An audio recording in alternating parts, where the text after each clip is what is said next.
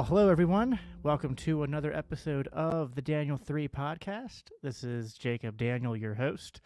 This is episode 91, and I've been going at it already for an hour and a half over on my third podcast because, I'm the ultra mega libertarian because, it's not good enough to have one podcast. You need to have three and also be a co-host or regular recurring guest on at least three more. So, I collect podcasts like Pokemon cards. What can I say? But I was just over with our guest for tonight on the Take Human Action Pennsylvania podcast done by the Pennsylvania Mises Caucus. And so our conversation is going to kind of pick up sort of at the end of where that conversation ended. So if you haven't watched that, after this one's done, definitely go check that one out because it's a really good conversation. This conversation is definitely going to veer more into the overlap that we have in terms of our religious views and going a bit more into the cultural stuff and less the political stuff. Before we get to that, though, of course, we have to do our sponsor, which is Rabbit Eye Blueberry Wine. If Jesus was walking the earth today and turning water into wine, it would, of course, be delicious Rabbit Eye Blueberry Wine, which is made by my good friend Will Bell down in Georgia, fellow Meacock, and co-host of the Capitalist Communion over on Reed Coverdale's show, Naturalist Capitalist. So, yeah, rabbiteyewine.com if you want to check that out and support a libertarian small business. So, sponsor out of the way. Tonight's guest is returning to the show, but for a much different conversation than we had the first time he was on the show. I forget how long ago that was. But let's bring him up now and let's get into it. It's my good friend Torren. Torren, how you doing tonight? I'm good. I was on that podcast, and that was a good conversation. Marathon, but a good one. Are you sure? Are you sure it's ultra mega libertarian and not ultra MAGA libertarian? Right. Yeah, that's right. I guess because I'm a Meacock, so yeah, it's ultra MAGA, obviously. Gosh, yeah. It's got that little tangent. People don't understand. Like when people go with the whole you're a Mises Caucus guy, like you're a Republican. It's like, dude, I voted for Hillary Clinton in 2016 because of how much I hated Trump. Like, not like, gosh. Anyway, I voted for Gary Johnson because of how much I hated Trump, which might be worse. I don't know. I mean, yeah, and Gary he's Johnson, better. Gary Johnson and Bill Weld endorsed Hillary Clinton, so there you go. Yep. What's the saying? Like a vote for a libertarian's a vote for a I don't know. I forget the exact. It's just throwing your vote away. Right. Yeah. Something like that. Oh yeah. Yeah. So this is your second time on this show. Though the first time you were on, we talked about Don't Tread on Philly, and you were in a different part of your journey and stuff. So maybe it's been a little bit of a while. So maybe reintroduce yourself briefly, just a little bit of your bio, background, and what it is you do. Yeah, so I think we talked, it's got to be coming up on a year ago. I think it was... That's what I thought. It was close to a year, or I think it was like January or February we talked, I think. I think it was right after the new year because things were kind of getting ramped up here with Don't Tread on Philly. I started an organization called Don't Tread on Philly. It was an offshoot of a LP Mises Caucus project. I'd been involved, at the time, I'd only been involved with the party for about 4 or 5 months. Had been politically homeless for a long time. Grew up a Christian, very kind of fundamental Christian right, GOP fan in my pre-college days, and then just got kind of disenchanted over time, and then was just homeless for a long time until the lockdowns hit, and honestly thought the lack of messaging from the Libertarian Party was an absolute joke. Did not think anything good of the Libertarian Party after all the 2020. But then I heard about the Mises Caucus, and they were hardcore messaging against the lockdowns and all that stuff. Heard they needed help here in PA and figured, well, why not just be another body showing up to help them? So I got involved and quickly I never like to do half measures. I always kind of dive in deep. And so it got real quick, was involved at Don't Tread on Philly.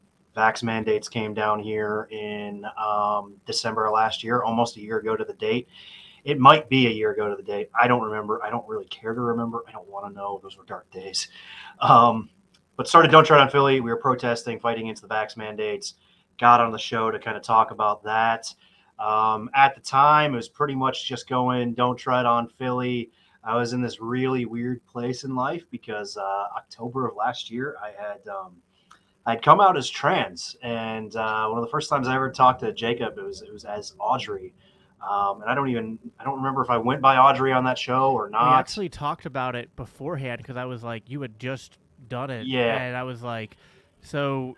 And like, do you want to go by Audrey or what should? Because like I was uncomfortable because like I wanted to talk to you about the Don't Tread on Philly stuff, and we had talked a little bit over some Facebook posts about your experience so far in transitioning and whatnot, and I was trying to like just love you where you were at while also like kind of like delicately plant seeds of like I hope this is something that you come through and find out if it's right for you or not. And I think from my memory, I think you told me because you were still, I think you were like, I'm still presenting more masculine, so just call me Torren for now. Yeah, so probably. You were pretty gracious about it. But by the way, I do have to just quickly highlight that our Madam Chair dropped in to say hi, and I just wanted to give her a quick congratulations again.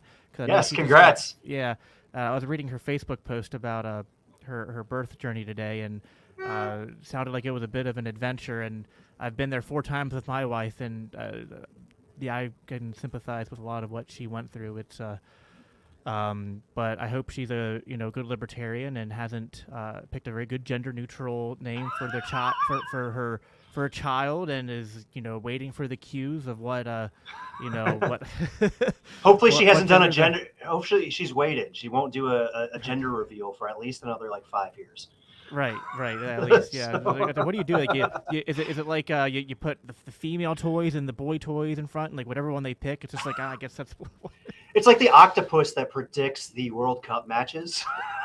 It goes in. It's got like the golf balls in the tank, and the octopus goes and says, "Oh, England's gonna win." You could do that with gender. It's like, oh, the octopus picked the blue one, so it's a boy. I don't know. I don't know either.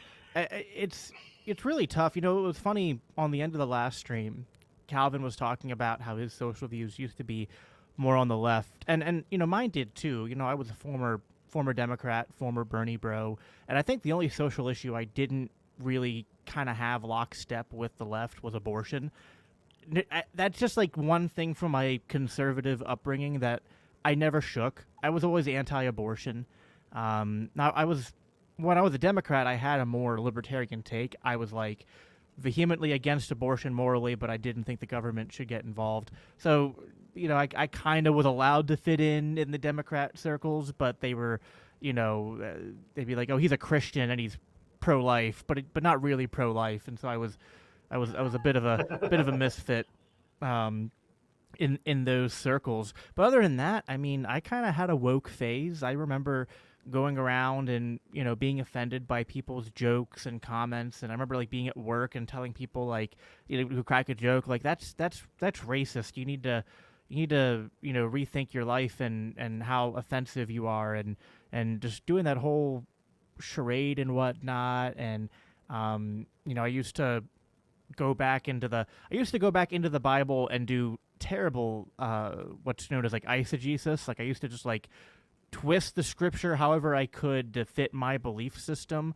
So like I made the arguments for why God was pro homosexuality. I made arguments for why God wanted you to be vegan, because I was also a radical vegan back then. True story.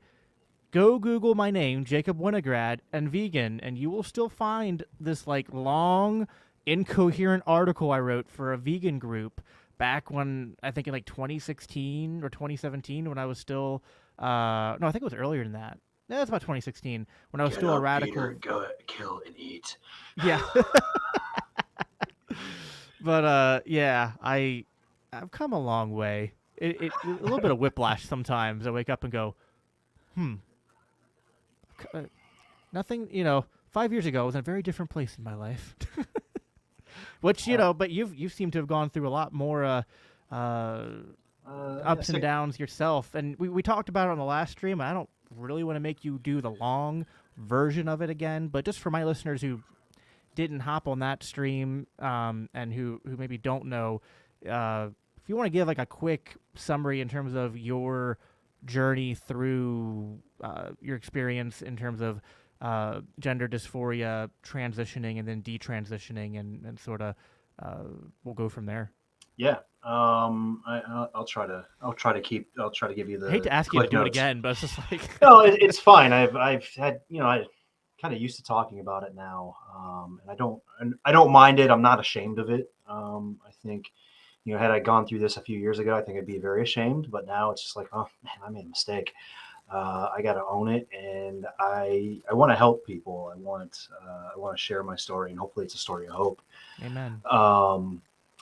But yeah, so as I said, I grew up very kind of fundamentalist, right, Christian, obviously very social conservative. I kind of had a secret growing up, and that's from, the youngest I can remember is I had this discomfort, and did I hate myself? Did I hate the fact that I was a boy or a man? No, especially not early on. But I also had this really kind of odd curiosity, and I think it was more. I mean, I know a lot of kids have a lot of different odd curiosities, but for me, it was a little bit deeper than that. Where it's just like, man, I really wish I was the other sex. I wish I was a girl. I wish I was a woman. As I got older, and it was just odd because in some ways I felt in some ways comfortable with myself growing up, and it was like I had this, hitting like adolescence. It was a really weird time because on one hand, being like attracted to women, yet I also grew up in a very fundamentalist, like, oh, sex is kind of bad, sort of thing Lights too. off, missionary, in between the sheets.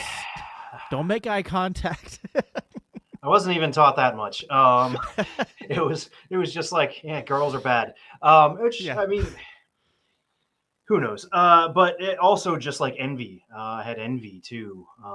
Just very much envious of girls growing up, and I kind of got into this place in life where I was a Christian missionary at one point. I was a Southern Baptist missionary of all things. I've never actually identified as Southern Baptist. I don't think I ever would. I do have wonderful friends who are Southern Baptist, so I don't want to speak too bad about it. But I just have some staunch disagreements, and had a really negative experience with a Southern Baptist as well.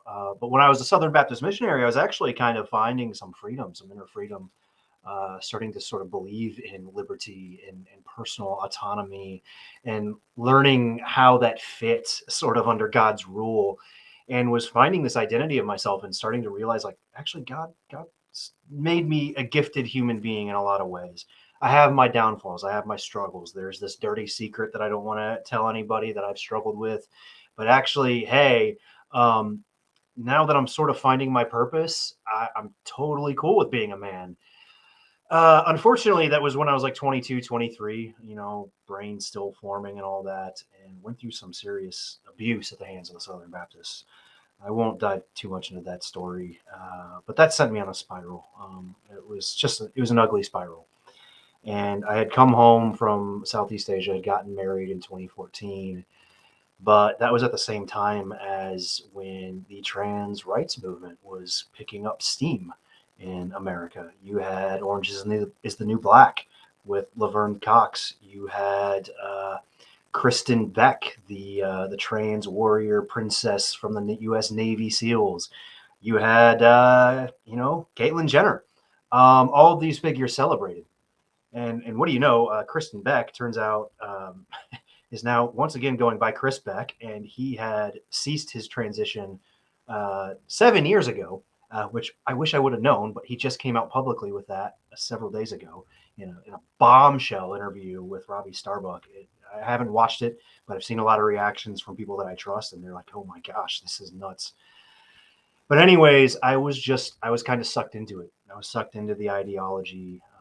There was a big part of me that really believed in that identity that I used to have fostered. But when you go through abuse, especially spiritual abuse and emotional abuse, it cuts at the core of your identity. It cuts at the core of your relationship with God. I mean, I remember standing in showers at night being like, God, do you love me? Do you love me? Like, how could I have gone through this if you love me? How could I struggle with these desires if you love me? Do you love me? And eventually I just felt like I wasn't getting answers, and I just spiraled. Um, Eventually, 3.5 years into marriage, my wife left, and this was 5 years ago. We haven't even talked in 4.5 years now. Um, and that is the hardest thing to deal with right now. I am beyond broken through that, brokenhearted. But I'm grateful for what you know. I said this at the end of the last stream. I'm blessed. I'm not happy, or don't wish that I went through that what I went through. Um, but I will say that I think I'm blessed to have gone through it, because I didn't go as I'm blessed to have gone through it and not gone as far as I could have. Because now I have a story, and I think I've got a story of hope. And so what ended up happening is she left in 2017. We haven't talked since 2018. I think the last email we even exchanged was like 2020. I was broken. COVID was horrendous. I bought into this lie. You go online, and all the trans rights activists are like, "Oh, you have these thoughts? Well, that means you're a woman." Or you have these thoughts, that means you're a boy. No man actually wants to and fixates on wanting to be the opposite sex. Like, no man does these things. Like, there's this whole thing, I won't even mention the name of it, where it's like, well, what if you make your base assumption that you're actually trans, instead of the basic assumption that you're not, and have to prove that you're trans. And all of this stuff is so alluring, and you these people, they're influencers, they make these Instagram accounts, they tell their stories, and it's just all fluff. It's like, oh my gosh, life is just so great, it's wonderful, and I'm finally living my true self, and I'm finally who I'm supposed to be. If you don't do this, like, you're just going to keep spiraling, you might eventually commit suicide, you're going to be miserable if you don't transition. I mean, literally, the only picture painted for somebody struggling with gender dysphoria was that you have to transition. And what I like to, and I'll share this analogy because I shared it last time. The way I like to describe gender dysphoria is it's a real thing. People actually deal with it. I've dealt with it. It's a pain, but it's not like a root cause. It's not like there's no scientific evidence of it being. They haven't found the cause of it. The trans activists will say, "Oh, these studies where they think trans women have the brains of women." No, it's all garbage. It's that those studies are beyond discredited. But to me, what it is, it's this pain, and it's like, think about it. If you break your leg, and you break it bad, the bone is sticking out of your leg. It is I mean, I've broken bones. I've broken my collarbone. I had my thumb slammed in a steel door, and it severed the tendon in my thumb. My thumb was stuck like this.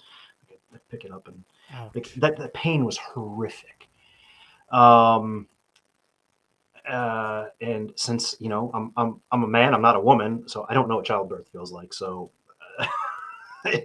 I don't know. As they say, that's the worst pain in the world. I guess men would say the worst pain is a kidney stone. I haven't had one of those, but the thing about it is, like, that bad, but it's like an existential pain.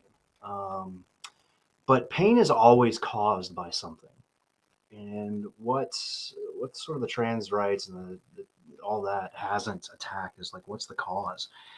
And so the pain's there, but it's caused by something. It's caused by the broken leg. And so what transition does is it's like the morphine to that pain. It makes it feel good. It makes the pain go away. And so when I decided to transition, I was on hormones for, in total, about almost a year and a half. I was on them for about 6 months before I came out publicly.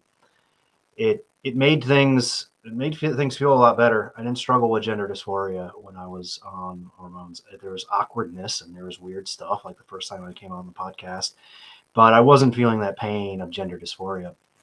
But I quickly, I noticed I was getting a lot of love, a lot of accolades, and a lot of things. I was thinking about running for mayor here in Philly.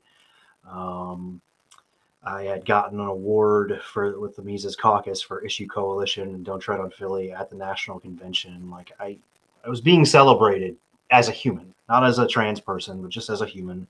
I had plenty of friends at work and elsewhere here in the city that celebrated me as a human or as a trans person specifically. But I was still broken. Like there was something still broken. Like that leg was still broken, and I needed more and more morphine. And it was getting to the point where I was thinking, okay, so what's my next steps? Like, do I need some sort of surgeries or like what's going on? But I just got to this point where it suddenly hit me one day. I remember at one point I had prayed and I said, God, if you don't want me to do this, do something to wake me up that I can't deny it, and I'll go back. And I had a dream one night. I won't share it. I won't share what the dream was, but I woke up in a cold sweat because it suddenly it hit me like, oh my God, I might have given up everything that I truly wanted for a lie. Mm.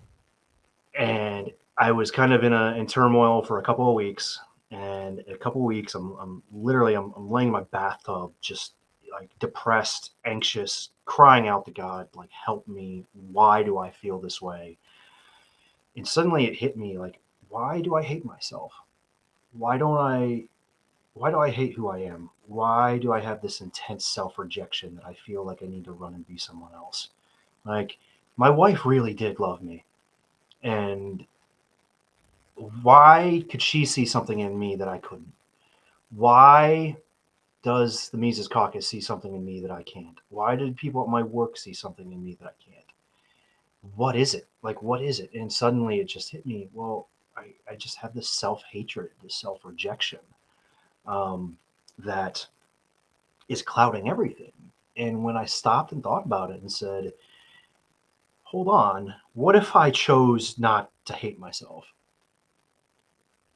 That was like putting the cast on my leg. That was like putting the steel plate on my leg. It was actually addressing the underlying cause of my gender dysphoria.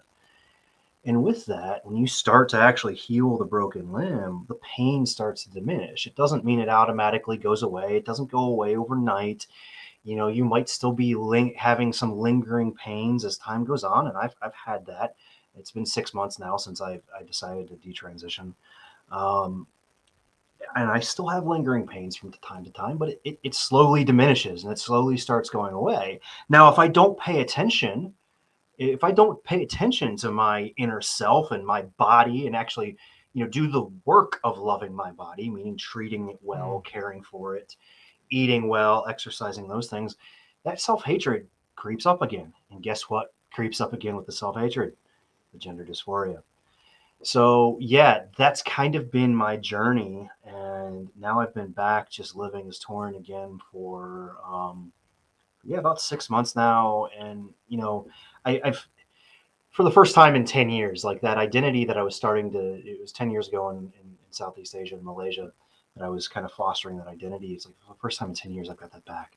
For the first time in 10 years, I feel like I'm myself. I'm embracing the masculine parts of myself. I'm embracing the feminine parts. I mean, I'm digging the long, styled colored hair. Like I'm kind of digging it, and with the fake gauge earrings, like I'm just digging that kind of thing right now.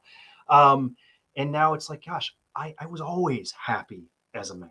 Always. I never wanted to be anything different. I never wanted to go down the routes that I did.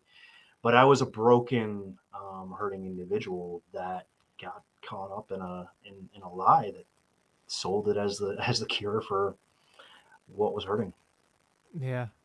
Now, the way I have heard it described by other detransitioners and Christians who've talked on the subject is that it's, in a lot of ways, it's a false gospel. It offers a false salvation. It's Yeah.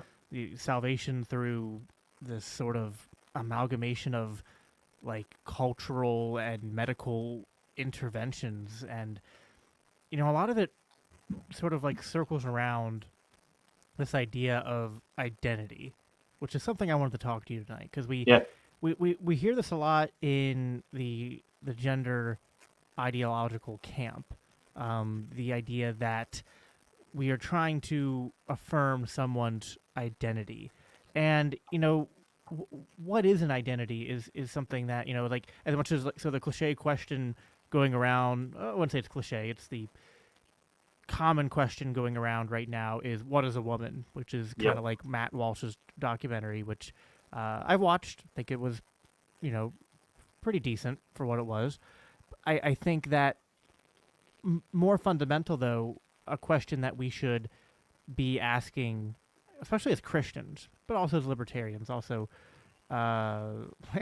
Angela's trolling us in the comments.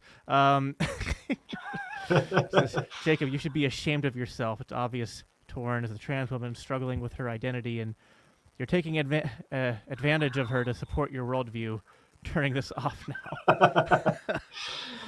It's funny, like, but that really goes along with what I'm saying, right? Like, that is the left, the gender cult's response is that, like, your identity is your gender, in a sense. Like, and I don't.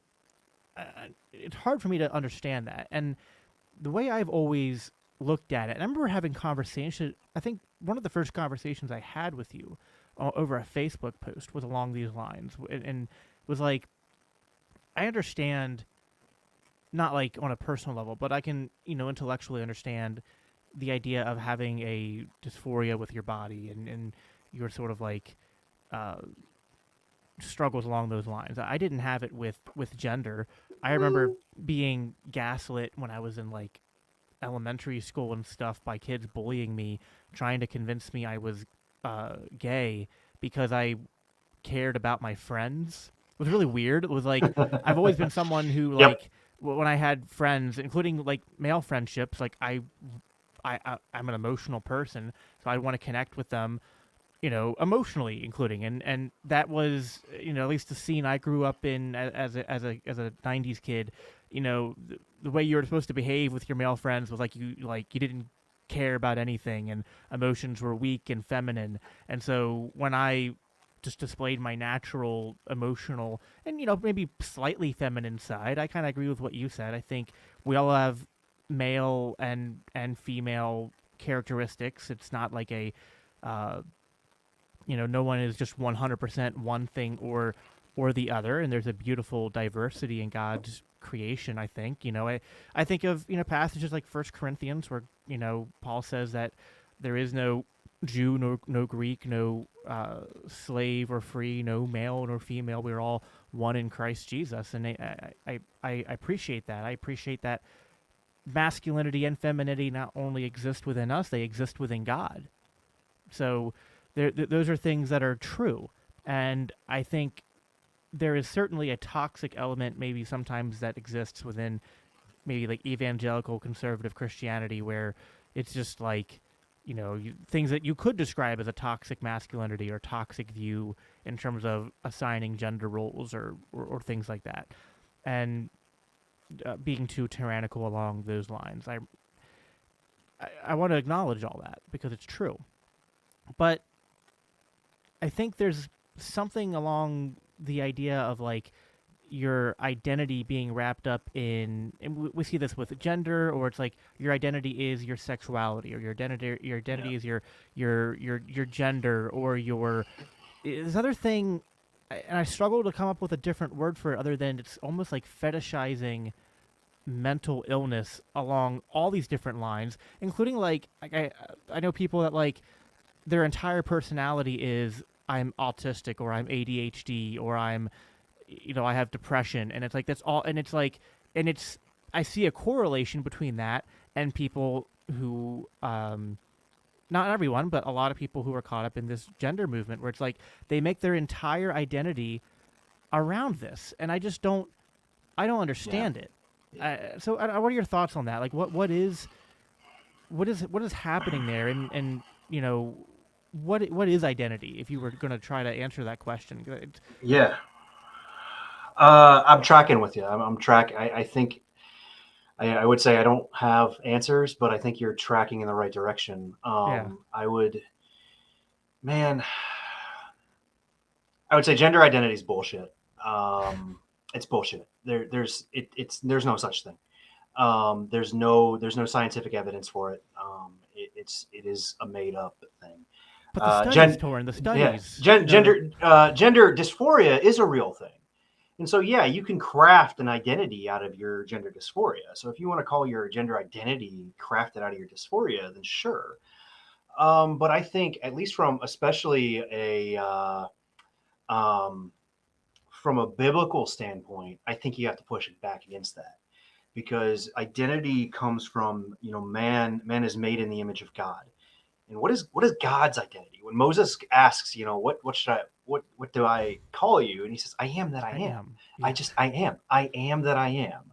And Jesus says, before Abraham was, I am. Right. And that causes I love when he says that, and they tear their robes, because it's people like that is like the most blasphemous thing Jesus could have said, except it wasn't blasphemy because it was true. Yeah, that, and there's an extension that I think you can make. I want to be careful not to say that we humans are therefore God, but we're made in the image of God. Right. So it's kind of there is a sense that as we humans, we are what we are. Like, I, Torren, am what I am as Torren. I just am who I am. I am who God made me to be. I am a mixture of my genetics, my social conditioning, my friends, my family, all of the above. Like, it's all part of me. My gender dysphoria is a part of me. It just is. I am who I am. And that is as someone who was made in the image of the great I am. And I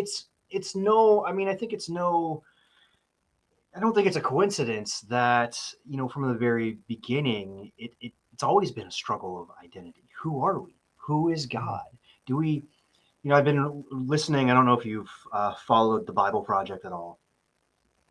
It's just a series by a couple of Hebrew scholars that they're talking about the Bible, and they walk through the Bible. I've been walking through their series they did in 2022 on the Torah, and they got to this point in Exodus where God kind of reveals his name. And they said the whole thing with I am was that, he was the life source. The reason why he said I am that I am was because he was the source. He was the cause. Their Aristotelian logic is that, no contingent being can come into existence from there has to be something that a contingent being comes into an existence from that isn't contingent. It just always existed, and God is that thing. And so he said, I am that I am. And it also ties back to his promises. Like, who am I as God? Who are you as my people? Like, I am that I am. I am the one who's always been with you, that made you, that sustains you, that delivers you, redeems you, heals you. And there's always been this battle of we as humans saying, well, I don't know. I don't know who God is. I don't know who I am. I want to be my own God. And that's, I think, part of where this whole gender identity thing comes up with.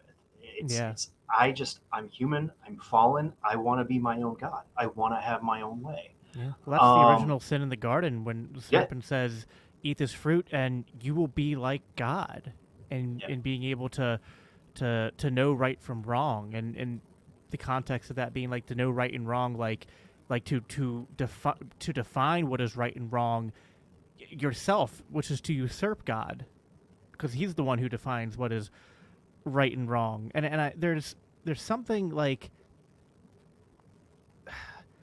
we talk about the whole identity thing and getting wrapped up in these like individual characteristics and making it their entire identity. And on the previous stream we did, you talked about like it's almost a radical or pathological individualism.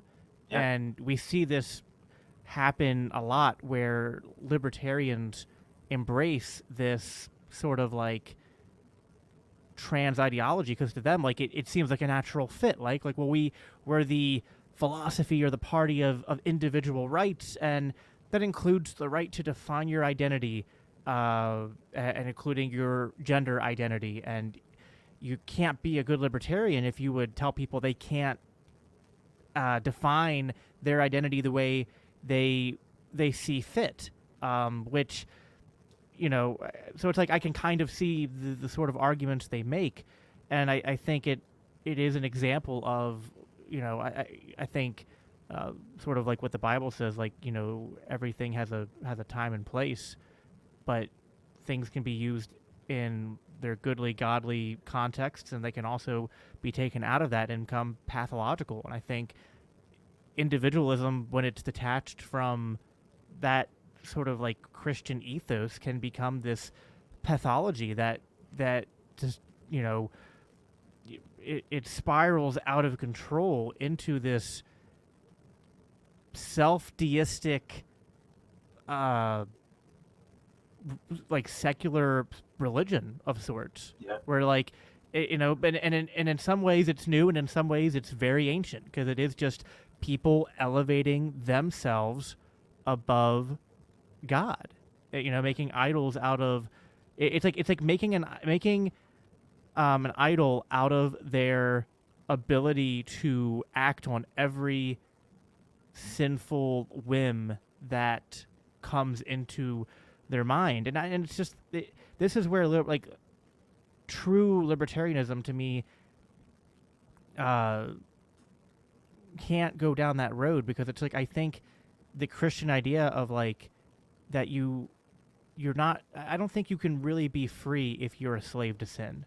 You know what I mean? Like freedom isn't just and this is something that it's hard to talk about, because these things get so much bad baggage because of the evangelical Christian right, who like I think we talked about this before, like they have kind of the correct views, but like the worst praxis for trying to like go out and push back against these things in the culture. It's like they do it all wrong. And so, I mean, I'm kind of rambling here a bit, because like there's so many things I want to try to connect here, but I think talk about that a little bit, like how you see it. This is like radical individualism, and where libertarians are, those are our folk. Like we're both libertarians, but we're also both Christians, and we know like there's, yes, we are individuals, but it's not. It's like I think people to Steelman the critique. I think some libertarians think it's tyrannical or anti-libertarian to have nature or some cosmic entity that would define who you are and usurp your ability to define yourself. Yeah. Like what's the response to that, or at least in how you would put it? Well, I would say yes, I agree. These are all great questions, and again, I'm very much tracking with what you're saying, thinking along the same lines. I would try to reframe it. I would try to take it away from the kind of sin and righteousness, the judgment aspect of things, and look at it more from a suffering aspect. Because there is a sense of like, oh yeah, live and let live, or there is even, I mean, you can take a verse out of context and say, not all things are, all things are permissible, but not all is beneficial. You could make a lot of justifications and a lot of things. And yeah, there are a lot of people who do take this. It's really easy to go into, it's really easy to go online, look up a few hashtags, and find all the people that are just, it's all about glorifying themselves. It is terrible. It's not good. And yeah, it's like, what do I do with this? My pastor gave a great sermon the other day. He was talking about Rahab and the spies going into Jericho. In Rahab, Rahab was a prostitute. God used the prostitute, and it doesn't say that she changed her ways. It said she was welcome into the family of God. It doesn't say anything about whether or not she changed her ways. Christians got to deal with that. How do you deal with this? Is it glorifying prostitution? No, it's absolutely not. But God used the prostitute. And one of the things that he kind of talked about is like, well, okay, so how do we deal with sin? How do we deal with it? Um, and I was reading something recently. I've been reading a lot of Dallas Willard. He wrote The Divine Conspiracy, brilliant book. It's what helped me reclaim my faith. And then I was reading a follow up to that, The Renovation of the Heart, also amazing. One of the things he said at the end of that Renovation of the Heart is that humans ultimately don't choose their beliefs. We don't actually choose our beliefs or desires. Uh, those come out of us regardless of our choice. Now we can cultivate choice. We can cultivate beliefs and desires. We can spend time with God, cultivate them. But ultimately, we don't choose whether or not we believe. I mean, even C.S. Lewis had the famous story of him getting in the sidecar, not a believer. Then he got out and he was, and he didn't make the choice. It just flipped.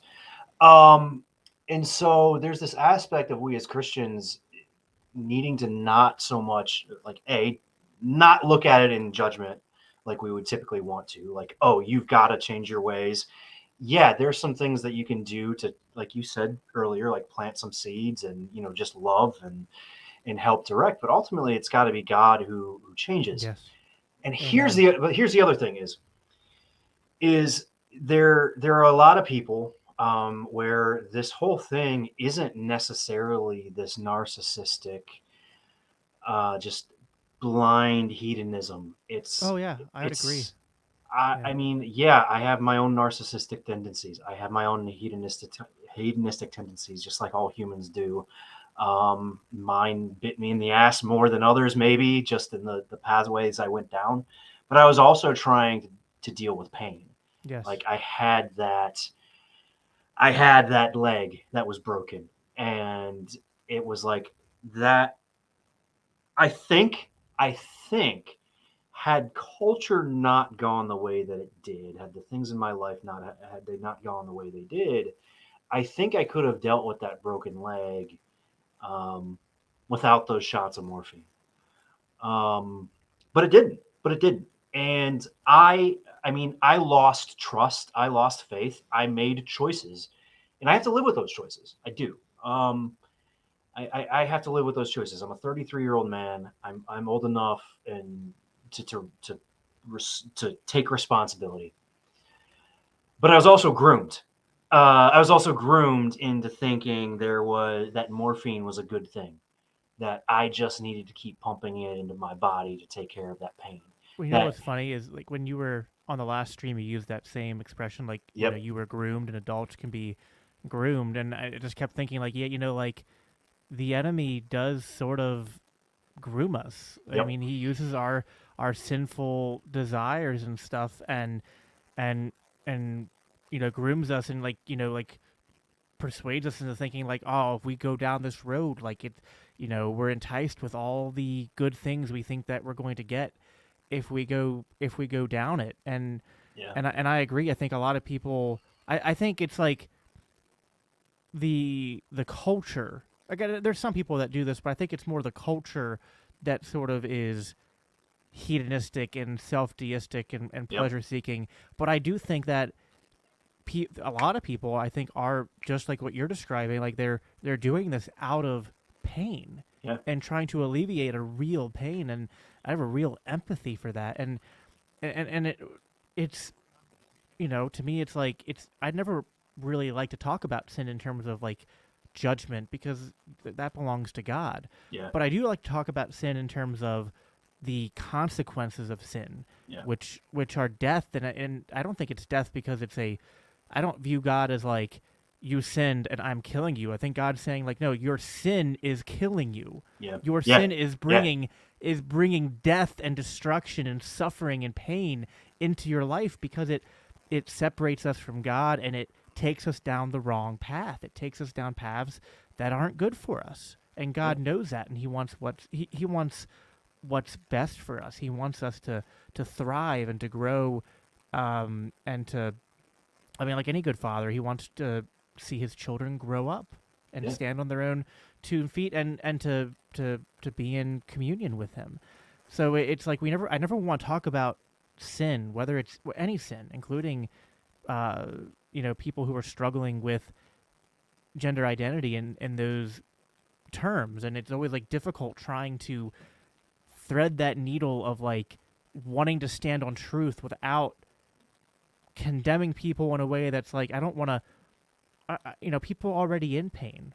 Yeah. I don't need to beat them down more than they already probably are internally feeling beaten down. It's like, I want to offer them a lifeline. I want to say, you know what? You're trying to escape your pain. Yeah. But the only way you're going to escape your pain isn't by embracing a freedom to go deeper into your sin. It's rather to find freedom from your sin, which can only come through Christ. And I agree with what you said. Like, I can't do that for you. It's like people that get into these arguments and stuff with people, whether it's over transgender ideology or homosexuality or any other sinful lifestyle. It's like, you're not going to debate someone out of their struggle. Yeah. It's like they have to go through that, and they have to come to Christ on their own. And I think it is more, like you said, I think it's much more Christ coming to us and rescuing us. But I think sometimes it's like I think people have to go through. It sounds cliche, but like, you kind of have to go through a journey, because I think, like, and you've said it yourself, like, I think you are in a very unique position now. And I think, now God didn't cause the suffering that happened to you, but God foreknew it would happen and acted in ways that he used what the enemy intended for evil in your life, and he's turning it for good. And I think it's, as a friend who's just been watching you go through this, it's just like, I mean, it honestly brings me to tears. I remember talking to my wife after one of the conversations we had, and I was just like weeping with tears of joy, just like at like knowing, like, just like hearing you talk about like this burden that's been lifted off of you. And not that we're all still fallen, so we all still struggle, but to hear that you've come so far from where you are, and then to be in the position that you're in, to go after others who, like, you can go to people now and go, listen, I was you. You know what I mean? Like, I've been there. I can, it's like you got God, just like he did with Joseph when his brothers committed that great evil to them. It's like he puts us in positions where we can do more good because of the suffering we went through. And it's not a display of God ordaining evil, rather it's a display of God ordaining over good, and conquering evil. And it's just, I mean, it's an amazing testimony. And I think, what do you do when you, I mean, we talked a little bit about this on the last stream, but like, what do you do? And also, like, what can we do better as, more specifically here, like Christians, because I think you and I agree that they miss the mark. And I think the problem is, there's just, these topics aren't talked about enough. And so you get a lot of people who do the wrong thing, and then like a lot of people who are just like, they know not to do the wrong thing, but they don't know what to do, so they don't do anything, which obviously isn't good either. So what can we do, to love on people who are going through these struggles, to help them along their journey towards trying to show them that the true deliverance from their pain isn't what the world has to offer, but what Calvary has to offer? Yeah. I appreciate everything you said. It means a lot, because it's been a journey, and it's one, like I said, I'd rather not have this. But if it helps give people hope, and I've had people reach out to me privately, and it's like, man, I'm glad I had this story. I'm glad I have another option. And I think that's what we have to do. And I'd say this. I mean, I'd say this whether it's from a Christian perspective or a libertarian perspective. We have to offer a third way.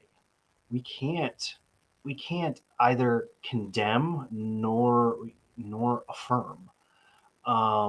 Both ways lead to this.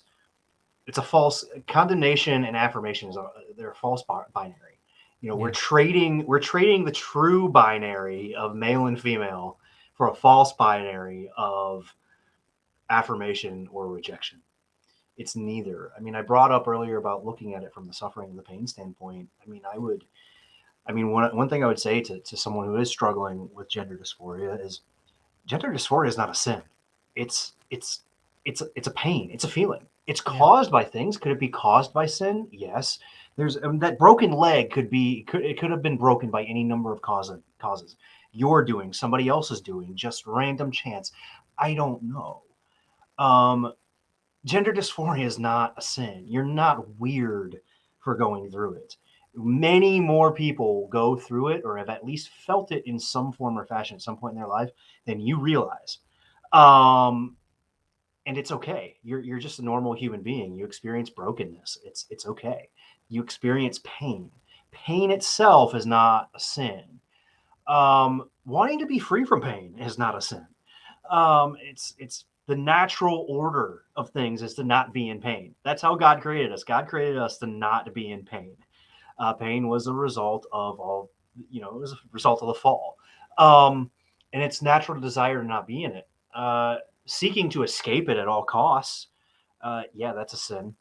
And so how do we deal with that? Then to some extent, I think in some cases, sometimes you need a shot of morphine in the leg to figure out how to treat the leg. Sometimes people just have to explore it, have to go down it. And I'm not going to make a judgment and say that decisions to kind of go exploring aren't sinful. I'm not going to say flat out that they're the worst things in the world either, because God uses them. God uses our sins and our bad decisions to help us out. So I think, whether it be from the Christian perspective or the right or the right libertarians, it's okay. Let's get off this whole thing where, oh my gosh, this is bad. Society, this is bad. Groomer. I mean, yes, it's really bad. And they really are grooming kids into this. They are. And yes, that needs to end. But if you don't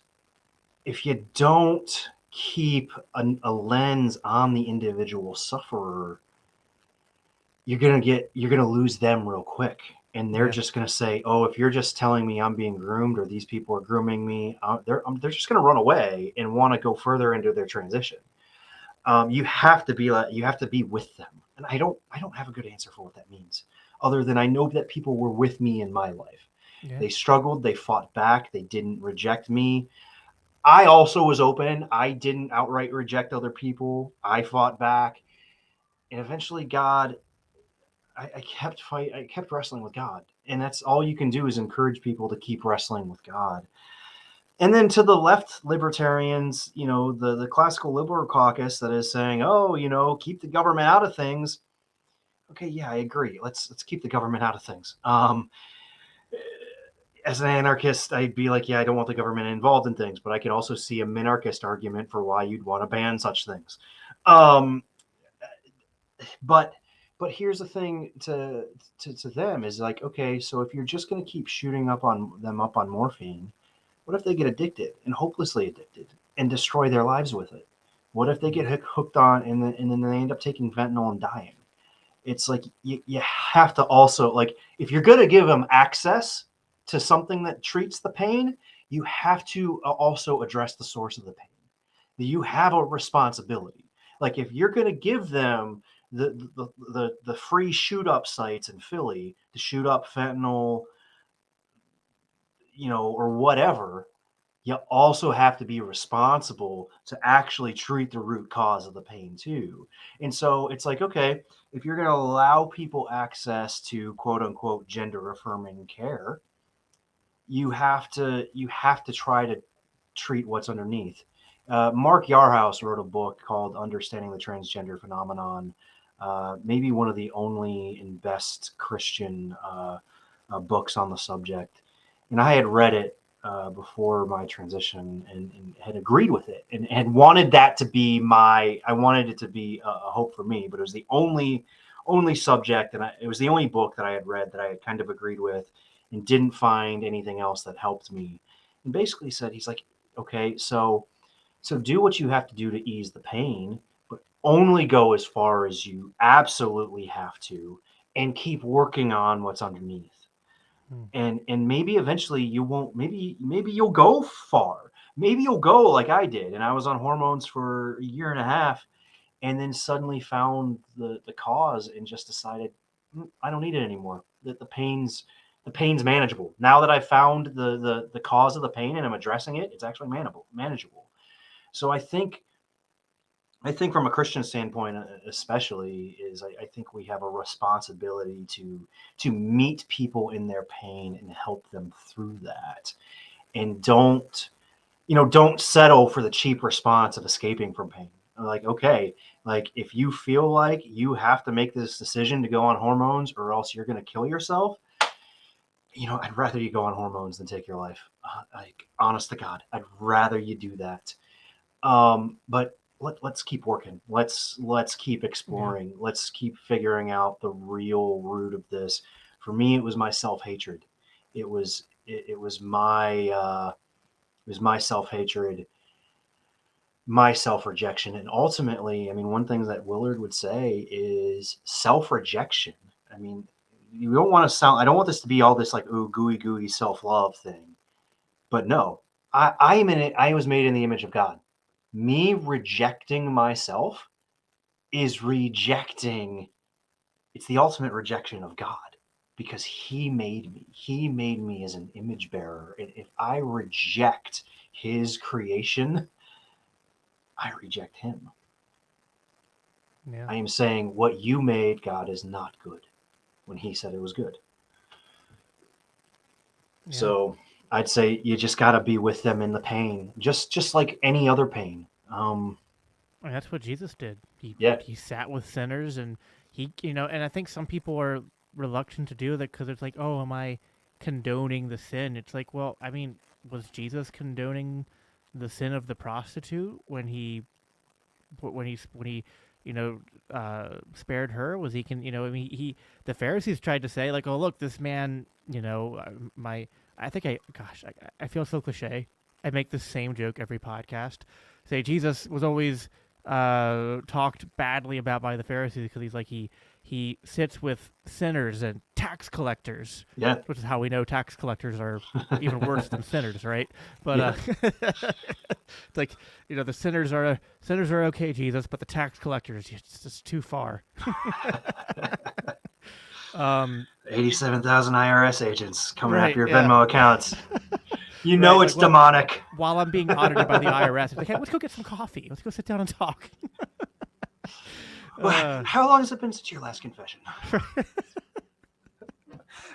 But it's like it's like there's no silver bullet. It's just love people, and loving people shouldn't be like, I think you're right. I think it's not this binary of you're either affirming everything they do or feeling the need to condemn everything that you find that is wrong. And you might be, rightfully discerning things that they're doing wrong, but I think the approach needs to be a lot more like, I mean, look at the story of the prodigal son. Like, the son had to go out into the world and experience that and hit that point where he walked back covered in mud because he had been, literally with the pigs, and said, you know what, like, I would rather just be a slave in my father's house than do this.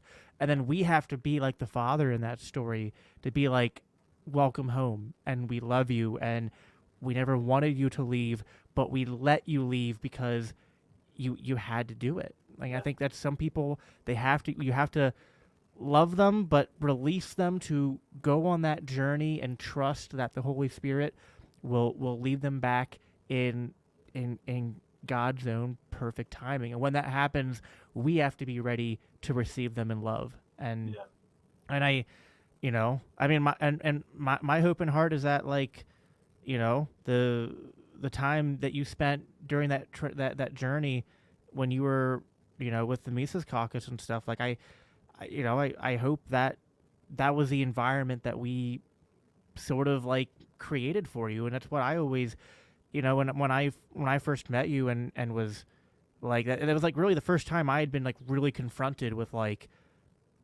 okay, now I have to actually handle this, and it was like, you know, I won't say I did it perfectly. I don't know, but I was always happy with the fact that our group accepted you in, and there were plenty of us that were probably like, you know, had mixed feelings about it at the time in terms of like, you know, we don't want to, you know, be misconstrued as saying like, well, you know, gender and ideology and transitioning is what we're about, because I think for a lot of us it isn't, but it's like we wanted to accept you as a person and not like while the world would look at you and just define you and your identity by your struggle with your gender. We wanted and I wanted to define you not solely based on that one struggle or that one pain. And I think that's also part of the equation is like we need to, for some people it's like that's all they're getting is like they're getting all this feedback of like your identity is your pain and your struggle, and we need to try to identify with people like, no, your identity is so much more than just your pain and your struggle, so much more and so much deeper. I'll give you the last word in response to what I just said, and then we can and I'll definitely have to have you back on because there's so many there's like a million different threads we could go down. Yeah, and I've got I've learned a lot as well. And you know what to everything you said, I mean, I felt very loved and welcome. I felt like, I felt like, it was just part of me. It was part of who I was, not the whole thing. And I think to whatever extent that we can help someone who's struggling with it out to that extent, to bring them out of this, like, this is who I am. I am a trans person. I am this. I am that. It's like, actually, you're more than that. You are what you are. Like, you are what you are. Your struggles are part of that. Your pain is part of that. Your choices are part of that. But you're a more holistic human being. And I think the only way to really see healing is to get that whole human being kind of integrated. Yeah. And that's what I was lucky enough to have that space. I was lucky enough. I was blessed enough with enough introspection to give myself that space as well. And not a lot of people do. It's like, a lot of people say, oh, this feels good, I'm going to keep going. For me, it was like, oh, this feels good, but like I'm still walking around here, and although I can't feel it, I can tell my leg's still broken. Like something's wrong. And so, like I said, I was blessed to have gone through what I went through. Also blessed to not go as far as I could have. I lost a lot. I mean, I lost a marriage that at this point I can't get back. I mean, I pray for it, through tears all the time, hoping that it could come back. But like, I don't know. I made horrible choices that hurt my wife, and me being groomed and being hurt myself isn't an excuse. I mean, it's an explanation. And it says, oh, man, I won't go back down this route. I see it for what it is, but it's not an excuse for my choices. And so the only thing that we can do is love. That's all we can do. And I want to love others and help them. I want other people to have a choice that I didn't have. And this is the libertarian aspect of it that I think is key. Right? People, oh, this isn't a libertarian issue. It's culture war. No, giving people choice is a libertarian thing. It's the core thing to liberty. Love is a libertarian thing. Yeah, love is. And teaching people to, like, we always talk about like loving others, but something you've talked about in your testimony is like learning to love yourself, and that's hard. It's hard for a lot of people to do. Yeah. And we all have our different struggles with trying to find ways to love ourselves, and we all have our own pains, and they're not always things that we can see on the outside, because some struggles with pain and sin are more internal and hidden, and they don't translate to external things all the time, although they can in time. But I think the biggest thing is learning to, like, we can't give what we don't have. Yeah. And it's like we can desperately want to love our neighbors, to love our spouses, to love our children, but if we don't love ourselves, and if we don't believe that God loves us, which I think we it's like you can't love yourself to you, at least in my experience, like until I really, I grew up in the church and I prayed all the right things, said all the right things, but until I hit a low point in my life and I really realized, like for the first time in like a meaningful way, that like oh, God loves me. Like, and God doesn't love me like he thinks I'm perfect. Like, God sees every aspect of my being. He sees all of my sin, all of my brokenness, all of my nakedness. Every single time I've lied or cheated or done or hated or said terrible things or hurt people, all of it. Yep. And he still loves me. He loves me to the point where he died on the cross for me. And because of that, he doesn't, like, he sees it, but it's also, he doesn't see it. He sees me through the righteousness that his blood purchased. And I think it's like, once that really hits, it's like, wow, God loves me. God forgives me. If God can forgive me and I can't forgive myself, it's like, well, and intellectually, it's like, I get that.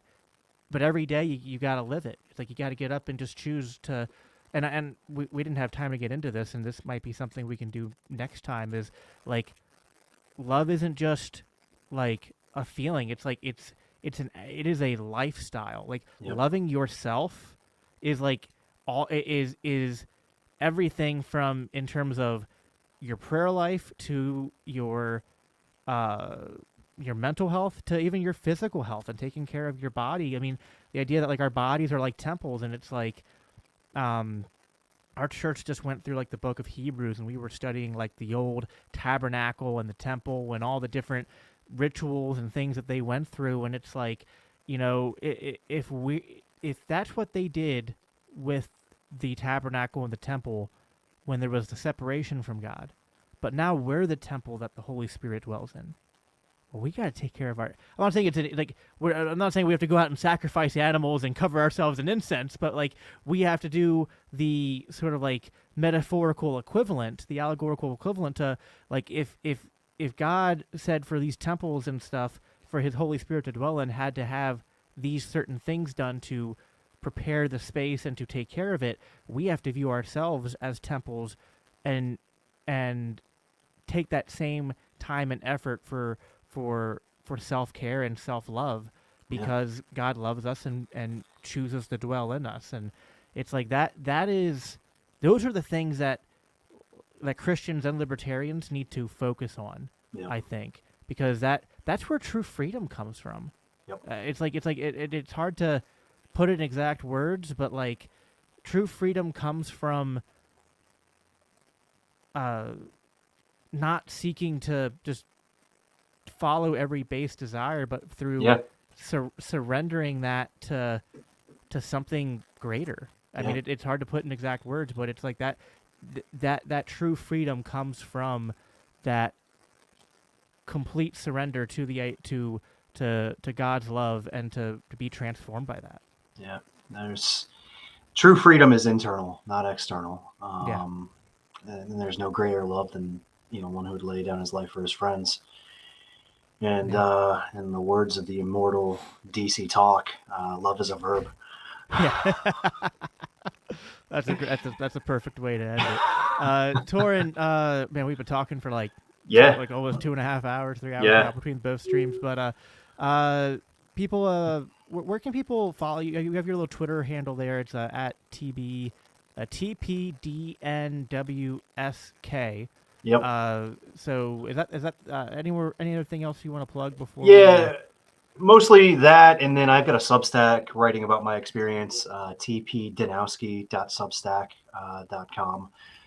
I need to do some more writing there, but got a few articles up and a few things to check out. Yeah, just right now, Twitter. Yeah, it's like TP Danowski, but it's just without the vowels on Twitter. And yeah, check that out if you want to have like a great resource. Anybody that's like questioning, like needs help, check out GenSpect, GenSpect.org. They're doing a lot of great work that they're just seeking to love people on their journey. So I'd check them out if you're looking for specific resources. Cool. Awesome. And Yeah. I'm sorry for people in the chat. There were a lot of good comments. I just didn't have time to go through and read them during the stream, but there was a lot of good stuff in the comments, and yeah, definitely we'll have Torren back on to go more into this stuff. But yeah, no, listen, man, it is a pleasure and a privilege to know you and to be your friend and to be able to, you know, open up my humble platform. It's not the biggest in the world, but it's grown a little bit since you were last on, and I love that I can have people like you on and just try to just spread this ideas of love and self-love and peace and freedom. You know, I mean, those ideas are at the core of both of our of libertarian anarchism and Christianity, and I love that we can connect all these things, and hopefully it's a blessing to the people listening in. And so I thank you again for your time tonight to sit down and talk, and I want to thank everyone who took time to listen. And yeah, we will be back again next week with another episode. But until then, remember to go out there and don't fear the fire. And let's LGBTQ plus. Let's get Biden to quit plus Kamala. Yes. Yes, that is an LGBTQ I can get behind. All right, peace, y'all. Talk to you next week.